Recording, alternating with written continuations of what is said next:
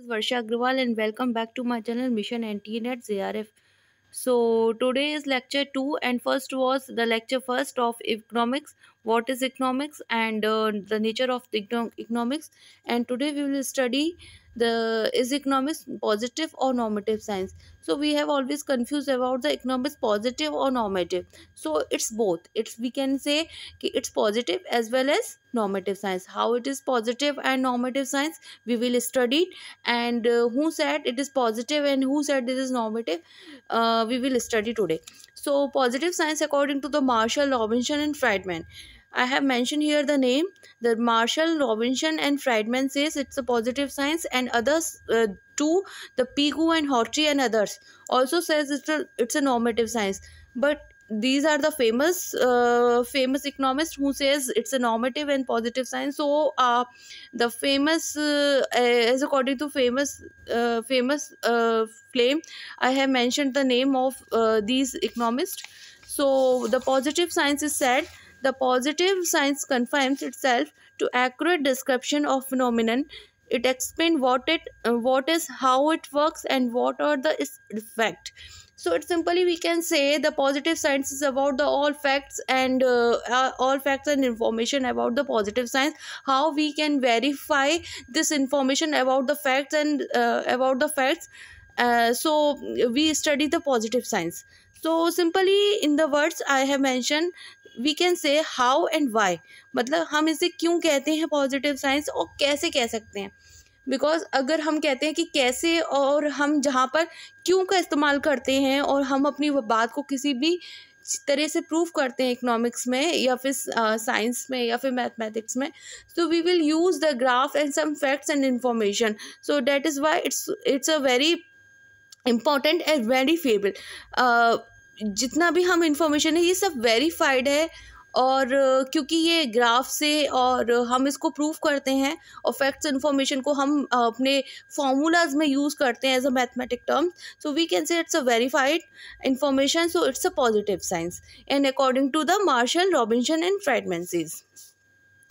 How it is positive science, the advantage of the positive science, the more logical, because हम for example हम demand में graph बनाते हैं, ठीक है, हम प्रोडक्शन में ग्राफ बनाते हैं, हम कॉस्ट में ग्राफ बनाते हैं.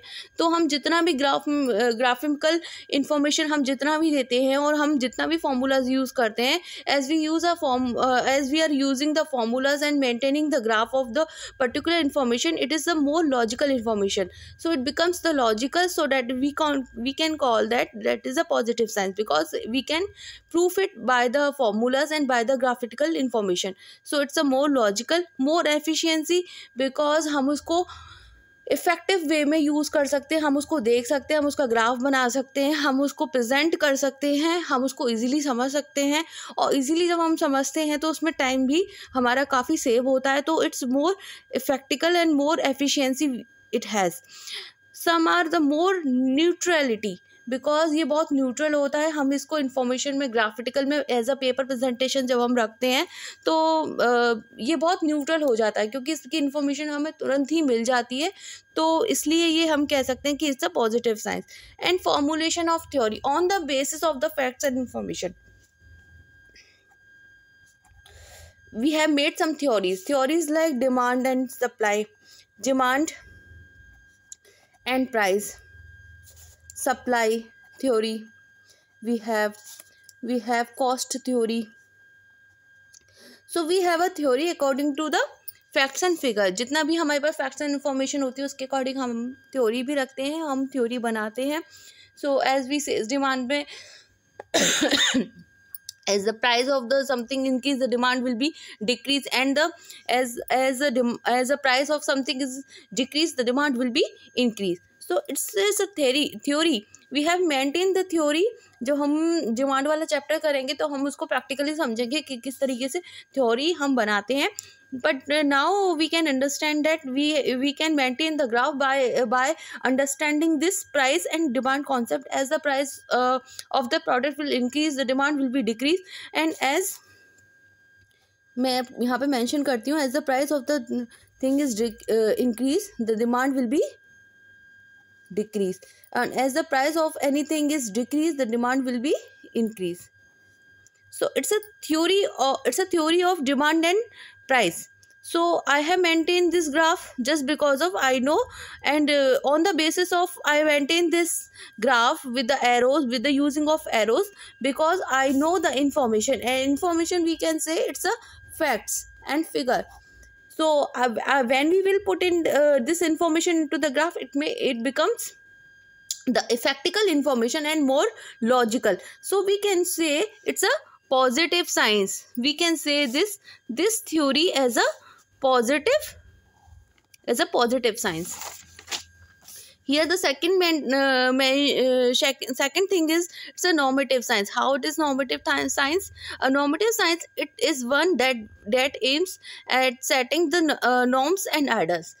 ये कहते हैं कि ये जो थ्योरी है as it's name mention here the normative science, because ये नॉर्म्स पे और आइडल्स पे डिपेंडेंट है, बिकॉज इसके कुछ नॉर्म्स हैं कि ये ऐसा होना चाहिए, that it's out to be it's so that called be a normative science is a body of systemized knowledge relating the criteria that what out to be, मतलब क्या हो सकता है, तो क्या बेटर हो सकता है, क्या हम बेटर कर सकते हैं, that is the norms we follows, we that is the ideals we follow, that is why it's a normative science. The ideal says the price should be stabilised.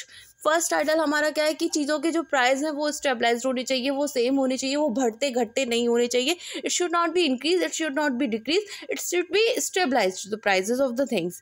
And the second thing is the fully employment should be achieved. Fully जितना भी है हमारे देश में सब में full employment होनी चाहिए, कहीं भी कोई भी बेरोज़गार ना रहे, कहीं भी कोई भी एम्प्लॉयमेंट, जितना भी लोग हैं सबको सब तरह का कारोबार मिले, जैसा वो चाहते हैं वैसा वो जॉब कर सकें या वैसा कुछ काम कर सकें. तो it can be says full employment, but it should not B, it is not possible in a practical life. But as it is a normative science, so normative science is based on the idols. So idol तो हमारे यही कहते हैं कि price establish होने चाहिए, employment full होनी चाहिए, income should be equally distributed. मतलब जितनी भी हमारी रेंट से, इंटरेस्ट से जो जितनी भी इनकम आती है तो वो इक्वली डिस्ट्रीब्यूटेड होनी चाहिए, सब में इक्वली बंटनी चाहिए. मतलब जिसने जो पैसा लगाया है, जिसको जो मिलना चाहिए, जिस रेशियो में मिलना चाहिए, वो इक्वली होना चाहिए. बट ऐसा नहीं होता है. So economics is not concern about the facts and it's concern about the norms. So इसके अकॉर्डिंग क्या है कि इकोनॉमिक्स जो है फैक्ट्स के अकॉर्डिंग नहीं है, ये नॉर्म्स के अकॉर्डिंग चलती है, as it is called so normative science. But so we can say it's a both. तो यहाँ पे जो फर्स्ट स्टेटमेंट आ जाता है यही हमारा कंक्लूजन है, that it's a both, it's a positive और नॉर्मेटिव साइंस. क्योंकि इसमें कुछ हम ग्राफिक्स का भी पढ़ते हैं और कुछ हम रेंट, इंटरेस्ट, प्रॉफिटेबल कंडीशन से भी स्टडी करते हैं. So it's both positive and normative science. Okay, thank you so much.